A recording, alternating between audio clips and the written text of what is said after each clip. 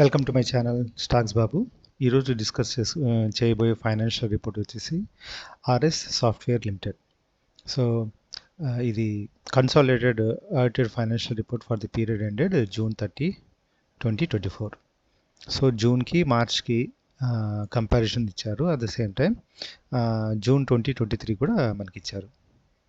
So మొత్తం ల్యాక్స్లో ఇచ్చారు. దీన్ని క్రోర్స్లో కన్వర్ట్ చేసి మాట్లాడతాం.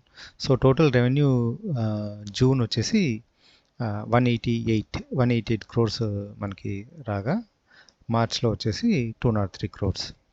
సో రెవెన్యూస్లో డిప్ వచ్చేసింది, ఖచ్చితంగా కనిపిస్తుంది. సేమ్ వేస్ లాస్ట్ ఇయర్ కంపారిజన్ చేస్తే 111 క్రోర్స్గా మనకి వచ్చింది. సో ఇయర్ ఆన్ ఇయర్ అయితే చాలా ఇంప్రూవ్మెంట్ కనిపిస్తుంది, కానీ క్వార్టర్ ఆన్ క్వార్టర్ డిప్ వచ్చింది. సో అలా టోటల్ ఎక్స్పెన్సెస్ వచ్చేసి లాస్ట్ క్వార్టర్ 136 క్రోర్స్ రాగా, ఈసారి వచ్చేసి 133 క్రోర్స్. సో రెవెన్యూస్లో డిప్ వచ్చింది, సేమ్ టైం ఎక్స్పెన్స్లో కూడా కొంచెం ఎక్స్పెండిచర్ తగ్గించారు. Compare to June last year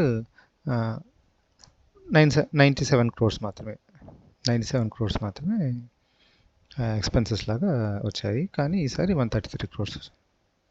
so ఓవరాల్గా net profit loss for this quarter వచ్చేసి 50.8 క్రోర్స్, ప్రీవియస్గా 68. సో ఇక్కడ పిఎన్ఎల్ కూడా ఖచ్చితంగా తగ్గింది. లాస్ట్ ఇయర్తో కంపేర్ చేస్తే 14.9 క్రోర్స్, ఈసారి 50 point. So year on year కంపారిజన్లో పెరిగింది, కానీ క్వార్టర్ ఆన్ క్వార్టర్లో డిప్ అయింది. దీని రిఫ్లెక్షన్ వచ్చేసి అర్నింగ్స్ పర్ షేర్ వచ్చేసి లాస్ట్ క్వార్టర్ 2.65 ఉండగా 1.98 ఉంది. సో ఇది క్వార్టర్ ఆన్ క్వార్టర్ డిప్ వచ్చేసింది, కానీ ఓవరాల్గా ఇయర్ ఆన్ ఇయర్ కంపారిజన్లో పోయిన ఇయర్ వచ్చేసి 0.58గా ఉండగా ఈసారి 1.98. So double the percentage. So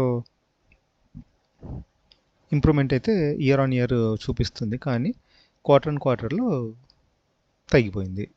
in the same way ఒక సర్ప్రైజింగ్ ఎలిమెంట్ ఏంటి అంటే, కంపెనీ డివిడెండ్ డిక్లేర్ చేసింది, interim dividend of 5%. Interim dividend 5% to be paid to the equity share holders of the company.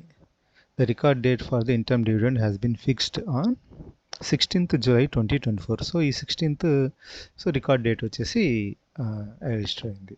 So అది ఎంత అంటే 5% be paid to the equity share holders. Thank you.